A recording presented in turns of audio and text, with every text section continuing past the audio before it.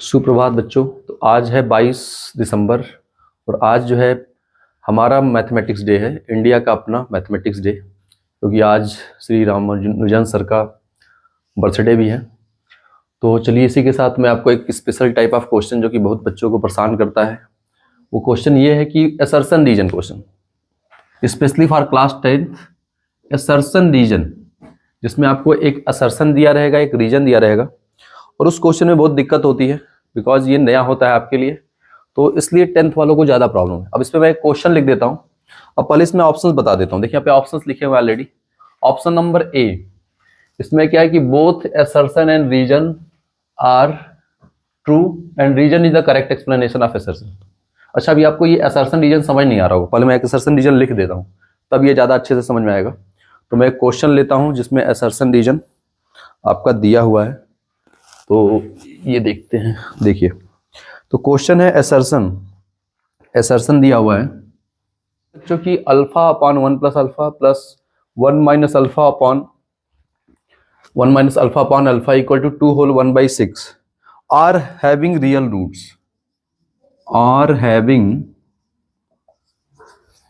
Roots. ठीक, तो आपको एक असर्शन दिया रहेगा। असर्शन का मतलब एक कथन दिया है, एक स्टेटमेंट दिया है, और आपको ये चेक करना है कि स्टेटमेंट ट्रू है कि नहीं है। ठीक है, फिर इसके बाद एक रीजन भी दिया जाता है आपको। असर्शन के साथ आपको एक रीजन दिया रहेगा। जो रीजन दिया है, एक असर्शन दिया है। ठीक है, तो दो चीजें आपको दी रहेंगी, असर्शन और रीजन।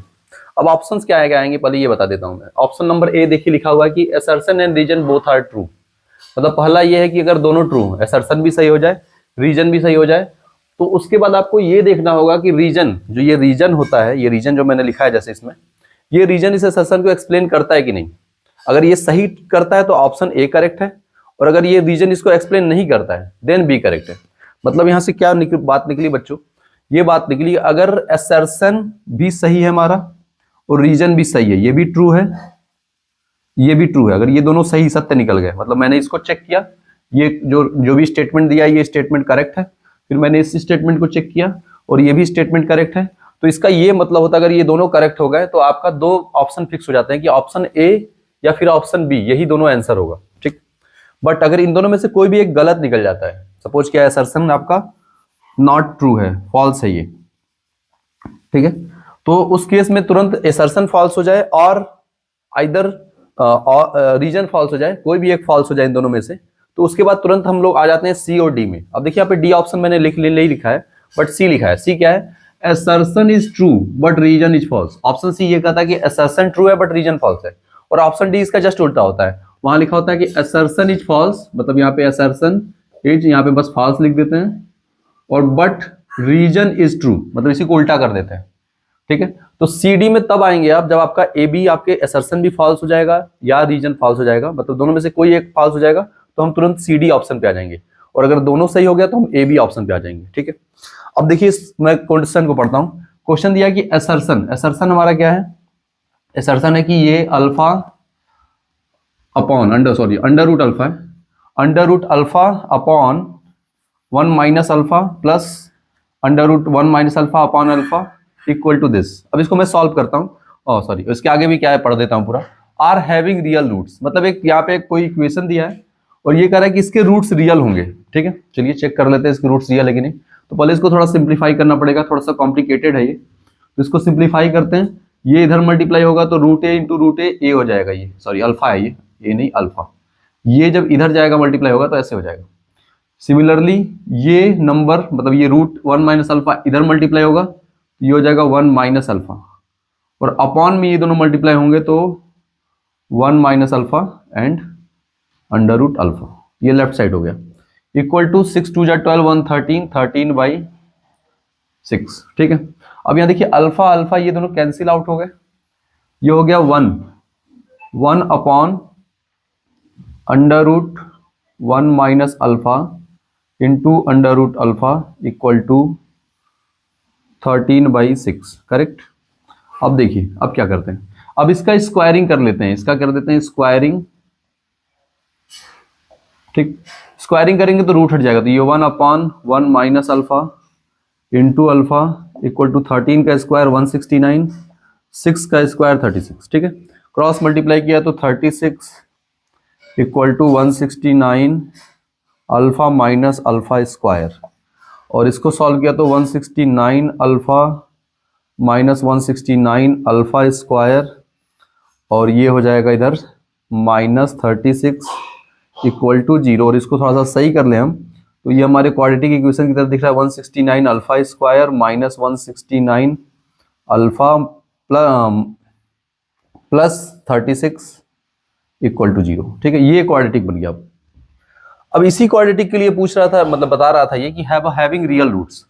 तो अगर इसको हम सॉल्व करके देखते हैं। सॉल्व क्या करते हैं, आपने पढ़ा हुआ है डिस्क्रिमिनेंट डी पढ़ा हुआ है कि डी कब 0 होता है, डी की वैल्यूज हमने पढ़ी हुई है। तो यहाँ पे डी आपने पढ़ा कि अगर डी इक्वल टू 0 होगा तो रूट्स रियल होंगे, डी ग्रेटर देन 0 होगा तब रूट्स रियल होंगे। तो यहाँ पे यही कह रहा है कि रूट इसके रियल रूट्स हैं, मतलब हम लोग अगर इस इक्वेशन से डी निकालें तो वो 0 आएगा या 0 से बड़ा आएगा। तो डी कैसे निकलता है, उसके लिए मुझे चाहिए ए बी एंड सी। तो ए बी सी क्या होता है, स्क्वायर का जो कोफिशिएंट होता है वो ए है, तो ए हो गया यहाँ पे 169, ये अल्फा का जो कोफिशिएंट है ये बी है, ये हो गया -169, और थर्ड हो गया सी क्या हमारा 36। अब ये तीनों से हम लोग डी निकाल लेते हैं। डी निकलता है D equal to B square minus 4ac। Correct करते हैं वैल्यू, तो बी की जगह पुट कर दिया 169 का स्क्वायर आ जाएगा ये, और माइनस का स्क्वायर प्लस होता है तो ये माइनस है बट स्क्वायर किया मैंने तो प्लस हो गया।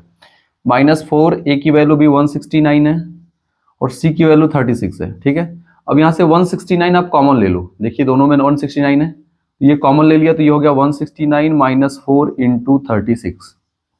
अब 36 का 4 टाइम्स करेंगे तो ये 144 आएगा, और ये 169 है, तो 169 में से 144 छोटा है, तो यानी ये वैल्यू जो है पॉजिटिव आ रही है, यानी डी जो है यहाँ पे 0 से बड़ा है, और ये इंडिकेट करता है कि रूट्स रियल होंगे। इसका मतलब ये है कि ये जो लिखा हुआ है कि रियल रूट्स, असर्शन ट्रू हो गया हमारा।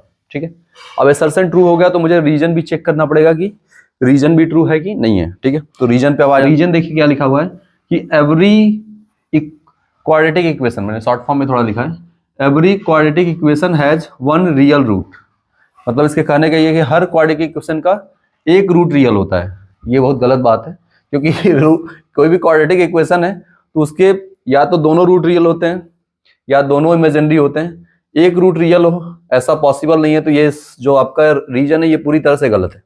कि भाई क्वाड्रेटिक इक्वेशन होंगे तो दोनों रूट्स रियल होंगे, और अगर इमेजिनरी होंगे तो मे बी दोनों इमेजिनरी होंगे।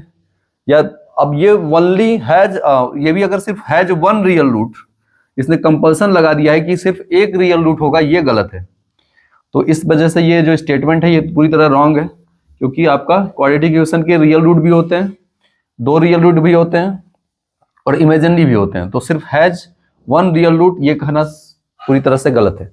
इसका मतलब रीजन फॉल्स है। और मैंने कहा था असर्शन रीजन में से अगर एक गलत हो गया तब आपका ऑप्शन सी या डी होगा। तो आप यहाँ पे देखिए, यहाँ पे ऑप्शन सी हो जाएगा, assertion is true, assertion true है बट रीजन इज फॉल्स। तो इस क्वेश्चन का आंसर हो जाएगा ऑप्शन नंबर सी। ठीक है, चलिए एक और क्वेश्चन ले लेते हैं।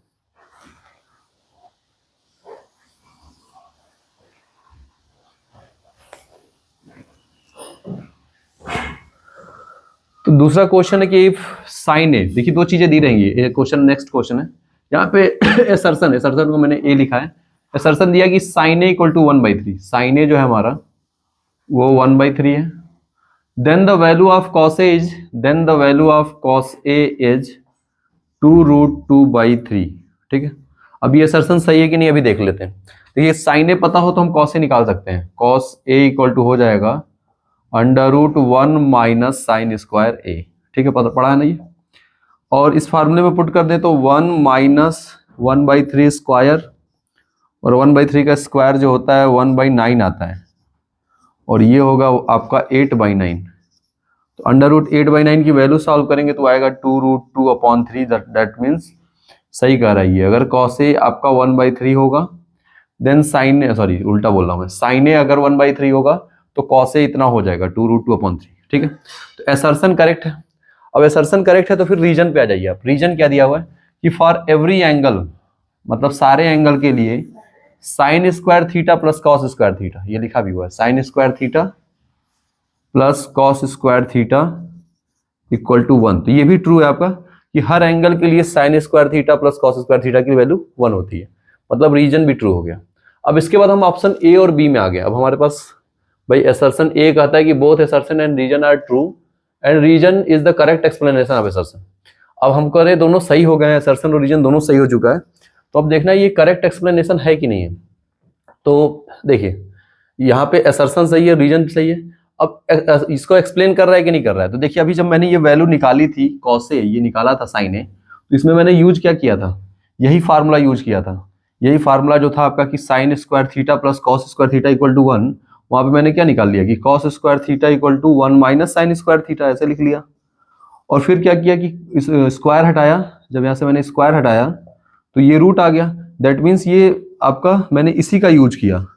तो रीजन जो है असर्शन को एक्सप्लेन कर रहा है, तभी तो उसके यूज से ये निकला, मैंने इसी की हेल्प से ये सॉल्व किया है। तो इसका मतलब असर्शन को जो है रीजन हमारा एक्सप्लेन करता है, तो रीजन यहाँ पे इसको एक्सप्लेन कर रहा है कि ये, तो ये ऑप्शन ए करेक्ट हो जाएगा। तो इस क्वेश्चन का ऑप्शन ए सही होगा कि assertion and reason both are true and reason is the correct explanation of assertion. अगर सपोज कि अगर यहाँ पे रीजन गलत हो जाता, मतलब इसने कुछ और स्टेटमेंट दिया होता, रॉन्ग स्टेटमेंट दिया होता, इस केस में हमारा बी वाला सही हो जाता कि assertion and reason both are true but reason is the not a correct explanation of the assertion. ठीक है बच्चों, चलिए आज के लिए इतना ही।